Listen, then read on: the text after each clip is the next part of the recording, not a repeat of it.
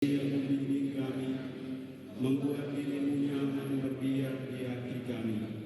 Ajarlah kami jalan yang harus kami tempuh dan bagaimana kami harus mengikuti jalan itu. Kami lemah dan berdosa, jangan biarkan kami mendukung kekacauan.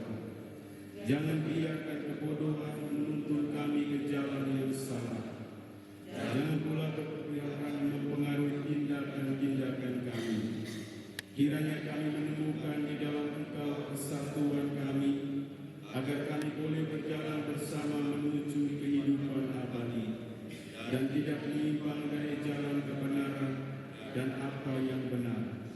Semua ini kami mohon kepadamu yang berkarya di setiap tempat dan waktu, dalam persekutuan dengan Bapa dan Putra, untuk selama-lamanya. Amin. Tuhan bersamamu. Semoga kita sekalian kegiatan diskusi kita dalam kelompok FGD pada kesempatan yang berahmat ini, seluruh proses kegiatan rangkaian acara kita senantiasa dilindungi, dibimbing, dan diberkati oleh Allah yang Maha Kuasa, Bapa dan Putra dan Roh Kudus. Ibu Bapak utusan dari tiga paroki yang saya kasihi dan hormati, selamat siang untuk kita semua. Selamat siang. Kita ada di tempat ini dengan satu maksud, kita ambil bagian dalam Sinode Gereja Universal yang dicetuskan oleh Bapak Paus kita, Paus Fransiskus pada bulan yang jadi tim untuk FGD di wilayah tiga paroki ini adalah saya dan Romo John. Kebetulan memang dia pastor paroki di Wogeseko. Sebenarnya dia adalah koordinator untuk wilayah kita ini. John sendiri pasti Bapak Mama umat di paroki Wogeseko sudah tahu. Sedangkan saya juga ada beberapa yang pasti tahu. Saya Romo Renard Ae, anak dari Pak Ustay. Jadi sebenarnya adalah bagian dari umat paroki Air Ramo karena orang tua berdomisili di sana. Tapi sejak jadi imam belum pernah merayakan misa di pusat paroki. Ya, karena lebih banyak ada di luar, di wilayah paroki Air Ramo itu baru satu kali misa, tapi di Marpoko. Baik. Jadi dirinya kami berdua untuk tempat ini kita lanjutkan yang tadi. Paus Fransiskus gagas ini sinode yang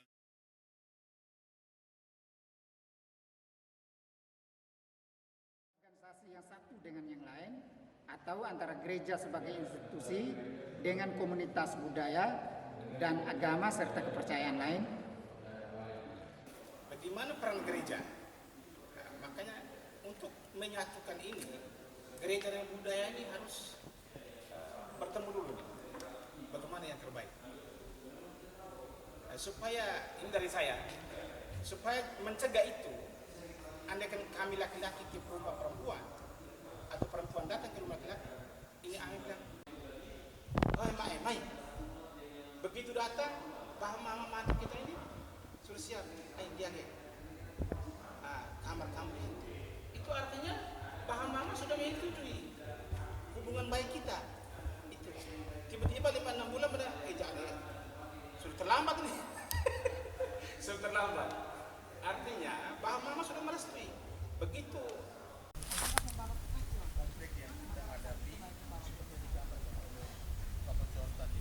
Kategori kebijakan ya, kebijakan pastoral yang berlaku. Katakan ini kan sifatnya intern ya. Mungkin di paroki lain bisa ini, tapi kebijakan-kebijakan intern yang berlaku di itu soal penetapan-penetapan yang berlaku di paroki itu kadang-kadang ditafsirkan secara berbeda oleh umat.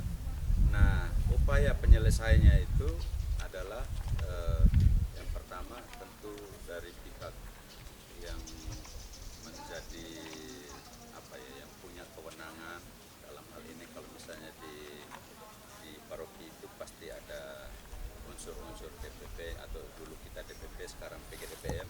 Mereka yang punya peran itu yang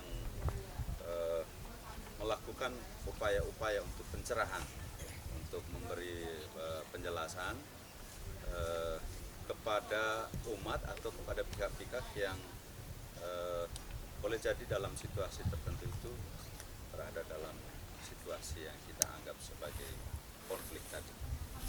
Di sini artinya ada peran tokoh, peran tokoh yang harus tampil untuk bagaimana persoalan itu dilihat kembali, lalu diberi pemikiran, pemahaman, sebaiknya dikelola seperti apa.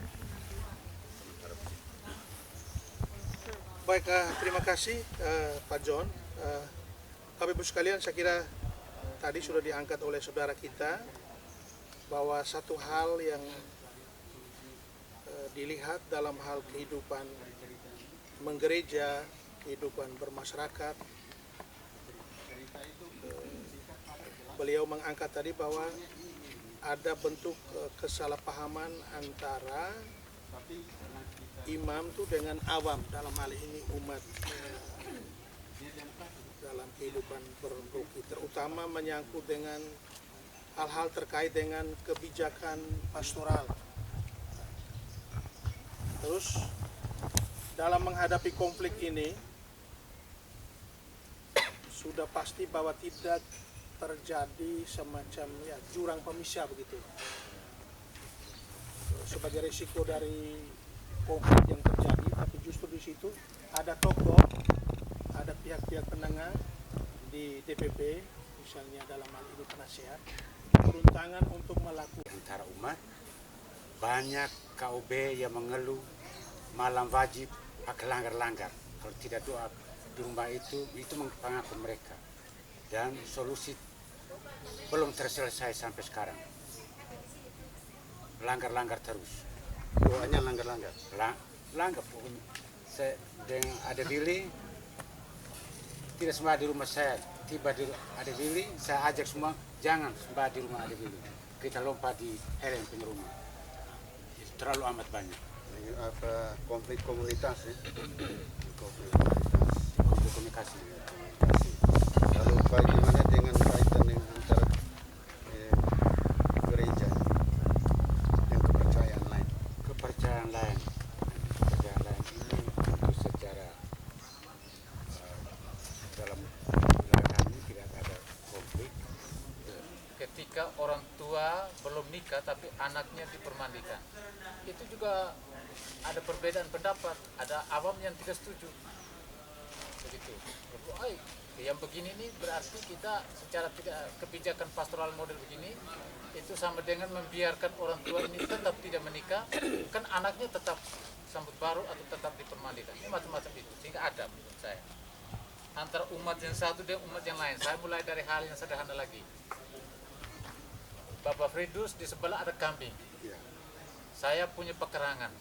Ketika kambing terlepas, entah sengaja atau tidak sengaja, ketika ini ya terjadilah kita sudah mulai. Prinsipnya cara penyelesaian masalah yakni perjumpaan dengan kerendahan hati serta saling memahami.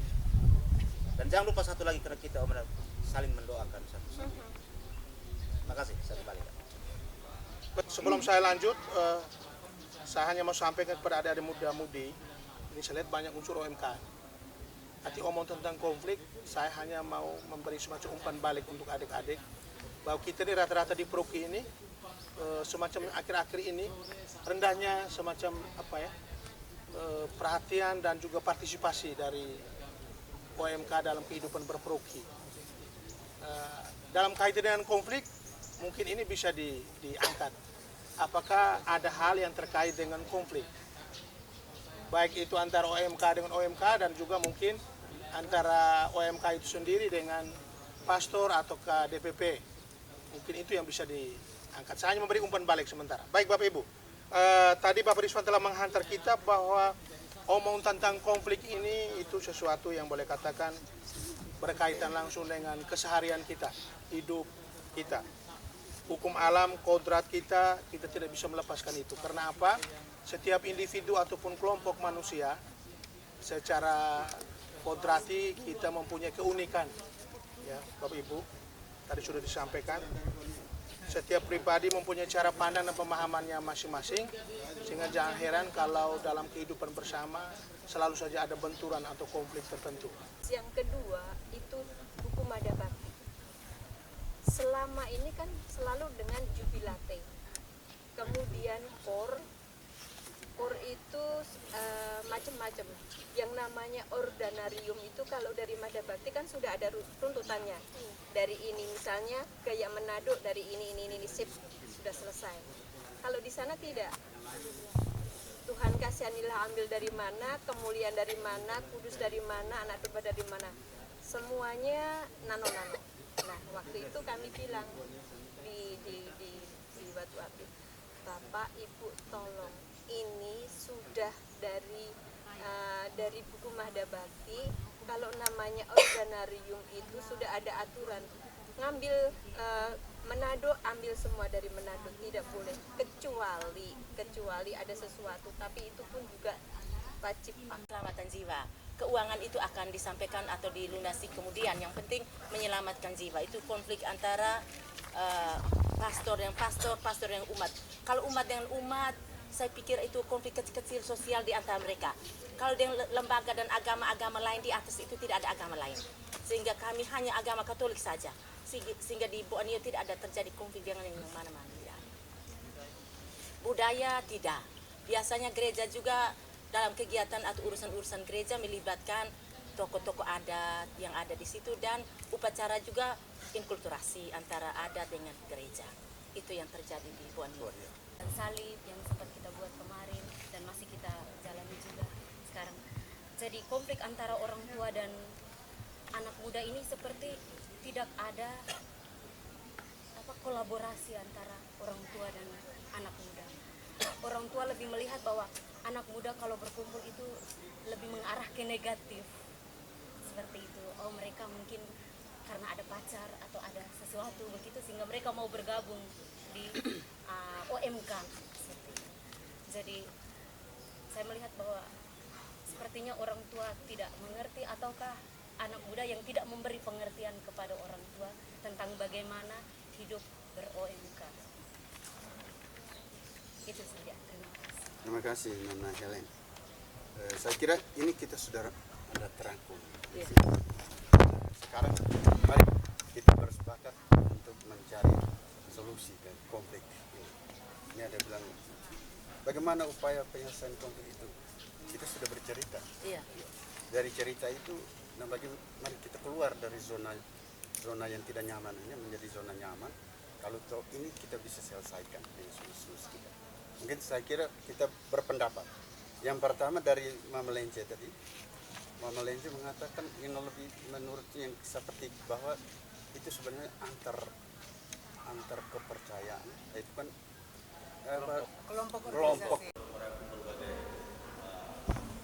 segi di sana dari pemerintah maupun masyarakat.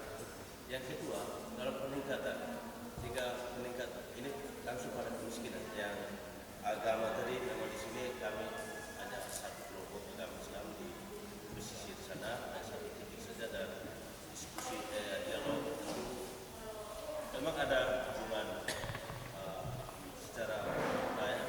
Mana budaya kita adat istiadat ini harus diminimalisir sesuai dengan konteks zaman ini yang harus kita lakukan, sehingga mungkin contoh saja yang tadinya orang minta kerbau 5 ekor dia cukup 1-2 ekor ya kan gitu. Ini yang artinya budaya yang tidak hilang, tetapi unsur penghematan untuk menekan angka kemiskinan itu kan bisa, sehingga masalah pendidikan bisa teratasi, masalah gizi buruk bisa teratasi. Ini hal-hal yang mungkin saya sarankan bahwa forum dialog untuk budaya, masalah budaya ini yang harus mulai dari ekonomi.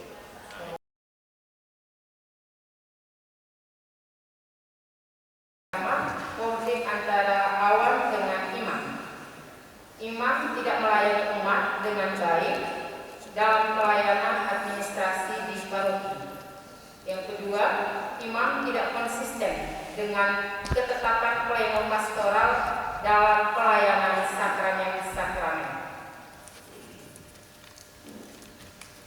Yang kedua, konflik antar umat yang satu dengan yang lain. Yang pertama, konflik komunitas Dalam KUB, ketika doa malam wajib ada kecenderungan balas dendam.